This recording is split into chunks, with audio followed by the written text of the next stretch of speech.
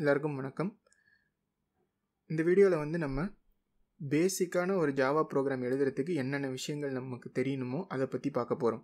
இப்போது நம்ம போன வீடியோலேயே வந்து ஒரு புது ப்ராஜெக்ட் க்ரியேட் பண்ணோம். ஆல்ரெடி நம்மளுக்கு வந்து சில லைன்ஸ்லாம் இந்த இன்டெலிஜே வந்து பாப்புலேட் பண்ணி கொடுத்துருக்கு. ஆனால் இதெல்லாம் வந்து நம்மளுக்கு என்னென்ன தெரியாது இல்லையா? அதெல்லாம் வந்து தெரிஞ்சுக்கணும் அப்படின்னா ஃபஸ்ட்டு சில கான்செப்ட்லாம் நம்மளுக்கு வந்து தெரியணும். அதில் வந்து முதல்லேருந்து என்னென்ன தேவையோ அதை வந்து நான் இப்போ உங்களுக்கு எக்ஸ்பிளைன் பண்ணுறேன். எந்த ஜாவா ப்ரோக்ராம் நீங்கள் எழுதணும் அப்படின்னு நினச்சாலும் முதல்ல நம்ம தெரிஞ்சிக்க வேண்டிய கான்செப்ட் என்ன அப்படின்னு பார்த்தீங்கன்னா ஃபங்க்ஷன்ஸ் அப்படின்ற கான்செப்ட் தான் நம்ம தெரிஞ்சுக்கணும். இப்போ ஃபங்க்ஷன்னா என்ன அப்படிங்கிறத நான் வந்து உங்களுக்கு ஒரு எக்ஸாம்பிள் மூலயமா எக்ஸ்பிளைன் பண்ணுறேன். இப்போது நீங்கள் கம்ப்யூட்டருக்கு வந்து சில இன்ஸ்ட்ரக்ஷன்லாம் கொடுக்கணும் அப்படின்னு நினைக்கிறீங்க. உதாரணத்துக்கு 3 இன்ஸ்ட்ரக்ஷன் எடுத்துக்கோங்க. +1 பண்ணணும், × 2 பண்ணணும், அதுக்கப்புறம் அவுட்புட்டை பிரிண்ட் பண்ணணும். இப்போ இந்த 3 இன்ஸ்ட்ரக்ஷனையும் நீங்கள் பண்ணணும் அப்படின்னு நினைக்கிறீங்க. அதை நம்ம கம்ப்யூட்டருக்கு ஒரு இன்ஸ்ட்ரக்ஷனாக நம்ம வந்து ஒரு ப்ரோக்ராமிங் லாங்குவேஜில் எக்ஸ்பிளைன் பண்ணலாம் இல்லையா? add 1 அப்படின்னு கொடுக்கலாம், அதுக்கப்புறம் multiply by 2, அதுக்கப்புறம் print answer அப்படின்னு நம்ம கொடுக்கலாம். இப்போ இந்த 3 இன்ஸ்ட்ரக்ஷனையும் நம்ம வந்து எந்த ப்ரோக்ராமிங் லாங்குவேஜில் எழுதுகிறோமோ அந்த சின்டாக்ஸ்க்கு ஏற்ற மாதிரி நம்ம எழுதி கம்ப்யூட்டரை வந்து அதை பண்ண வைக்கலாம். இப்போது ஃபங்க்ஷன் எங்கே வரும் இதில் அப்படின்னு பார்த்தீங்கன்னா, இப்போ இந்த லாஜிக்கை நீங்கள் மறுபடியும் பண்ணணும் அப்படின்னு நினச்சிங்கன்னா வேறு ஒரு இடத்துல பண்ணுறதுக்கு மறுபடியும் இதே 3 லைனை நீங்கள் திருப்பி எழுதணும் அப்படின்ற அவசியம் இல்லை. அதுக்கு பதிலாக என்ன பண்ணலான்னா, இந்த 3 லைனையும் ஒரு ஃபங்க்ஷனுக்குள்ளே நீங்கள் எழுதிடலாம். அந்த ஃபங்க்ஷனுக்கு ஏதாவது ஒரு நேமும் கொடுத்துக்கலாம். இப்போ ஃபங்க்ஷன் நேம் அப்படின்னு நான் இங்கே கொடுத்துருக்கேன்னு வச்சுக்கோங்க.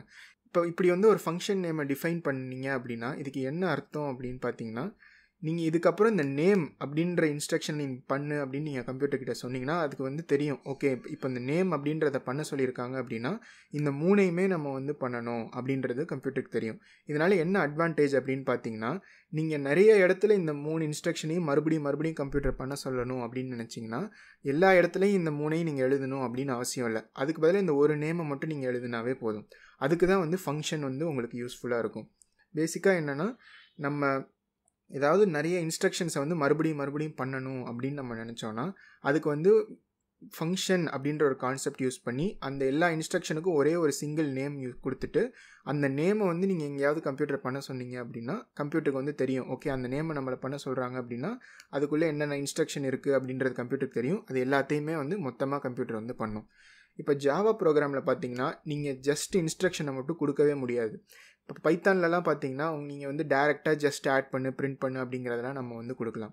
பைத்தான் லாங்குவேஜில் அந்த சப்போர்ட் பண்ணுவாங்க. ஆனால் ஜாவாவில் பார்த்தீங்கன்னா நீங்கள் எந்த இன்ஸ்ட்ரக்ஷனை கம்ப்யூட்டர்கிட்ட சொல்லணும் அப்படின்னு நினச்சாலும் அதை வந்து ஒரு ஃபங்க்ஷனுக்குள்ளே தான் நீங்கள் எழுதி ஆகணும்.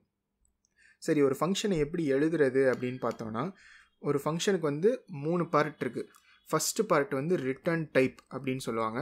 அதுக்கப்புறம் நான் இப்போ சொன்ன மாதிரி ஃபங்க்ஷனுடைய பேர் இருக்குது. அதுக்கப்புறம் ஃபங்க்ஷனில் என்ன பண்ணணும் அப்படிங்கிற விஷயம் இருக்குது.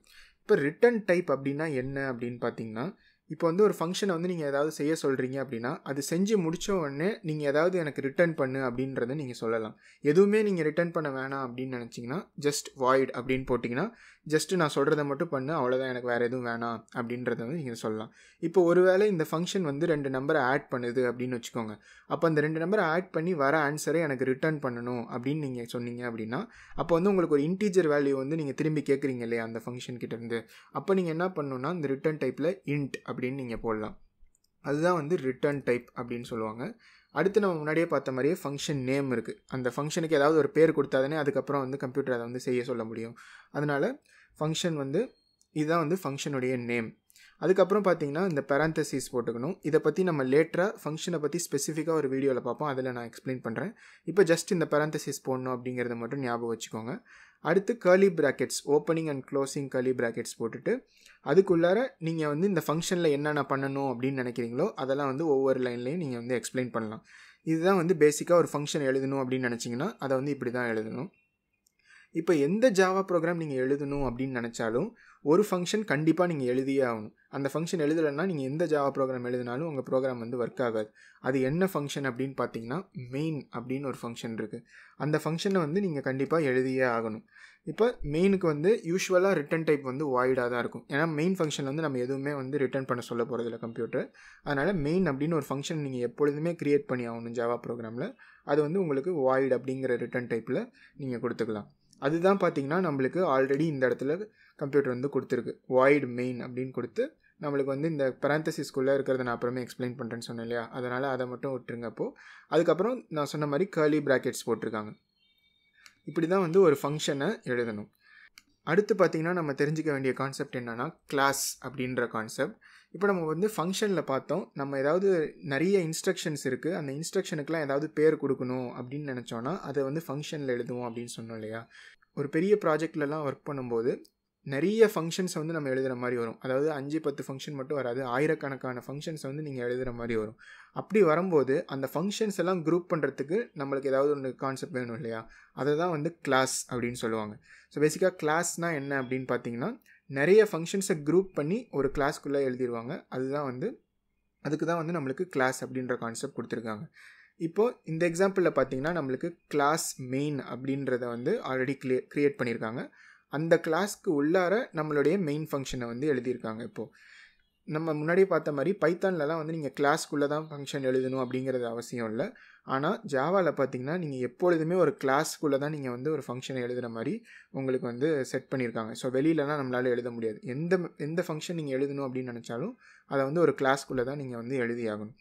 யூஸ்வலாக ஒரு ஃபங்க்ஷனை வந்து கிளாஸ்க்குள்ளே எழுதுனாங்க அப்படின்னா அதை வந்து ஃபங்க்ஷன்னு சொல்ல மாட்டாங்க, அதை வந்து மெத்தட்ஸ் அப்படின்னு சொல்லுவாங்க. ஃபங்க்ஷன்னு சொல்லலாம், ஒன்றும் ப்ராப்ளம் இல்லை. பட் யூஸ்வலாக வந்து அதை மெத்தட் அப்படின்னு தான் சொல்லுவாங்க, அந்த கிளாஸோடைய மெத்தட் அப்படின்னு சொல்லுவாங்க. சரி, இப்போ கிளாஸ் எப்படி எழுதணும் அப்படின்னு பார்த்தீங்கன்னா, ஃபஸ்ட்டு கிளாஸ் அப்படின்னு எழுதிக்கணும். அதுக்கப்புறம் அந்த கிளாஸுக்கு ஒரு பேர் கொடுக்கணும். இந்த எக்ஸாம்பிளில் பார்த்தீங்கன்னா மெயின் அப்படின்ற பேரே கொடுத்துருக்காங்க. யூஸ்வலாக பார்த்தீங்கன்னா கிளாஸோடைய பேர் வந்து ஸ்டார்டிங் வந்து கேபிட்டல் லெட்டரில் இருக்கும், அதனால் அதையும் வந்து இவங்களும் ஃபாலோ பண்ணி எழுதியிருக்காங்க. அடுத்து கிளாஸும் வந்து ஃபங்க்ஷன் மாதிரியே curly braces starting and closing பண்ணியிருக்காங்க. அதுக்கு உள்ளார வந்துட்டு நம்மளுடைய ஃபங்க்ஷனை வந்து டிஃபைன் பண்ணியிருக்காங்க. சரி, இப்போ இந்த பப்ளிக் அப்படின்லாம் இருக்குது, இதெல்லாம் என்ன அப்படிங்கிறத பற்றி பார்த்தோன்னா, இப்போ நீங்கள் வந்து ஒரு கிளாஸ் எல்லாம் எழுதுறீங்க அப்படின்னா அந்த கிளாஸில் இருக்கிறத அது யாரெல்லாம் வந்து யூஸ் பண்ணலாம் அப்படிங்கிறத வந்து நீங்கள் தெரியப்படுத்தணும் கம்ப்யூட்டருக்கு. அப்போ தான் தெரியும், ஓகே இந்த கிளாஸில் இருக்கிறத வந்து இதை வந்து அவங்க வெளியில் இருக்கவங்க யூஸ் பண்ணலாமா இல்லை யார் யூஸ் பண்ணலாங்க அப்படின்றத கரெக்டாக பார்த்து அதை வந்து அலோவ் பண்ண முடியும். அதுக்கு வந்து ஆக்சஸ் ஸ்பெசிஃபையர் அப்படின்னு ஒரு கான்செப்ட் இருக்குது. இப்போ பார்த்தீங்கன்னா நம்மளுக்கு வந்து நிறைய ஆக்சஸ் ஸ்பெசிஃபையர் இருக்குது. ஸ்பெசிஃபிக்காக 3 ஆக்சஸ் ஸ்பெசிஃபையர் இருக்குது. அதில் வந்து ஒன்று வந்து பப்ளிக் அப்படின்னா என்னென்னா யார் வேணால் இதை யூஸ் பண்ணலாம் அப்படின்னு அர்த்தம். இப்போ நம்ம எக்ஸாம்பிளில் வந்து நம்ம வந்து செக்யூரிட்டியெல்லாம் ரொம்ப வந்து பார்க்க போகிறது இல்லை, இப்போ தான் ஜாவா வந்து ஸ்டார்ட் பண்ணி கற்றுக்க போகிறோம் இல்லையா. அதனால் நீங்கள் என்ன பண்ணலான்னா எல்லாத்தையுமே வந்து பப்ளிக்காகவே போட்டுக்கலாம். அதுதான் வந்து இவங்களும் நம்மளுக்கு வந்து ஆட்டோமேட்டிக்காக பண்ணியிருக்காங்க. ஸோ இந்த மெயின் கிளாஸும் வந்து பப்ளிக், யார் வேணால் அந்த கிளாஸை யூஸ் பண்ணலாம் அப்படின்னு சொல்லிட்டாங்க. அந்த மெயின் கிளாஸ்க்கு உள்ளே இருக்க இந்த மெயின் ஃபங்க்ஷனையும் யார் வேணால் யூஸ் பண்ணலாம் அப்படின்றத பப்ளிக் மூலியமாக தெரியப்படுத்தியிருக்காங்க. ஸோ நீங்கள் எந்த கிளாஸ் எழுதினாலும் அந்த கிளாஸ்க்குள்ளே எந்த மெத்தட் எந்த ஃபங்க்ஷன் எழுதினாலும் நீங்கள் வந்து ஒரு ஆக்சஸ் ஸ்பெசிஃபையரை அதுக்கு கொடுக்கணும். அதை வந்து யார் யூஸ் பண்ணணும் அப்படிங்கிறத நீங்கள் வந்து தெரியப்படுத்தணும். நீங்கள் பேசிக்காக எனக்கு வந்து யார் வேணால் அதை யூஸ் பண்ணலாம், பரவாயில்ல இப்போ தான் நான் கற்றுக்க போகிறேன் அப்படின்னா ஜஸ்ட் வந்து எல்லாத்தையும் நீங்கள் வந்து பப்ளிக் அப்படின்னு ஆக்கிக்கலாம். ஆனால் நீங்கள் வந்து ஒரு ப்ராஜெக்ட்லேயோ இல்லை ஒரு கம்பெனிலேயோ ஒர்க் பண்ணும்போது கரெக்டாக நீங்கள் வந்து அதை யாரெல்லாம் ஆக்சஸ் பண்ணணும் அப்படிங்கிறத பார்த்து அதுக்கு ஏற்ற மாதிரி நீங்கள் வந்து ஆக்சஸ் ஸ்பெசிஃபையர் கொடுக்கணும். இப்போ ப்ரைவேட் அப்படின்னு ஒரு ஆக்சஸ் ஸ்பெசிஃபையர் இருக்குது. அது என்ன அப்படின்னு பார்த்தீங்கன்னா இந்த கிளாஸ் உள்ளே இருக்கிற ஃபங்க்ஷன்ஸ் மட்டும்தான் அதை வந்து யூஸ் பண்ண முடியும். இந்த கிளாஸ்க்கு வெளியில் இருக்கவங்க யாராலையும் அதை வந்து யூஸ் பண்ண முடியாது. ஸோ இந்த மாதிரி ஆக்சஸ் ஸ்பெசிஃபையர் யூஸ் பண்ணி யாரெல்லாம் வந்து இந்த ஃபங்க்ஷன் இந்த கிளாஸ் எல்லாம் யூஸ் பண்ணலாம் அப்படிங்கிறத வந்து நம்ம வந்து தெரியப்படுத்தலாம். சரி, இப்போ வந்து நம்ம இந்த மெயின் ஃபங்க்ஷனையும் இந்த கிளாஸையும் பற்றி பார்த்துட்டோம். கடைசியாக நம்ம பார்க்க வேண்டியது என்ன அப்படின்னு பார்த்தீங்கன்னா இந்த பேக்கேஜ் அப்படின்ற இந்த கான்செப்ட். இப்போது ஒரு ஃபங்க்ஷன் இருக்குது, அந்த நிறைய ஃபங்க்ஷன்ஸ் இருந்துச்சுன்னா அதை குரூப் பண்ணுறதுக்கு ஒரு கிளாஸ் இருக்குது அப்படின்னு சொன்னோம் இல்லையா. இப்போ நீங்கள் எதிர்பார்க்குற மாதிரி பேக்கேஜ்னால் என்னவாக இருக்கும் அப்படின்னா நிறைய கிளாஸஸ் இருக்குது, அதெல்லாம் எப்படி குரூப் பண்ணுவோம் அப்படின்னு பார்த்தீங்கன்னா அதை தான் வந்து பேக்கேஜ் அப்படின்ற கான்செப்ட் வச்சு நம்ம குரூப் பண்ணலாம். இப்போ யூஸ்வலாக பேக்கேஜ் அப்படின்ற நேம் வந்து எப்படி கொடுப்பாங்க அப்படின்னு பார்த்தீங்கன்னா அவங்களுடைய டொமைன் நேமோ இல்லை கம்பெனி நேமோ இல்லை எப்படி இருக்கோ அதை வந்து ரிவர்ஸில் வந்து கொடுப்பாங்க. இப்போது என் எக்ஸாம்பிளில் பார்த்தீங்கன்னா com.cs in தமிழ் என்னோடய யூடியூப் சேனலில் வந்து நான் அப்படியே இங்கே எழுதியிருக்கேன். நீங்கள் வந்து இங்கே என்ன நேம் வேணால் கொடுத்துக்கலாம்.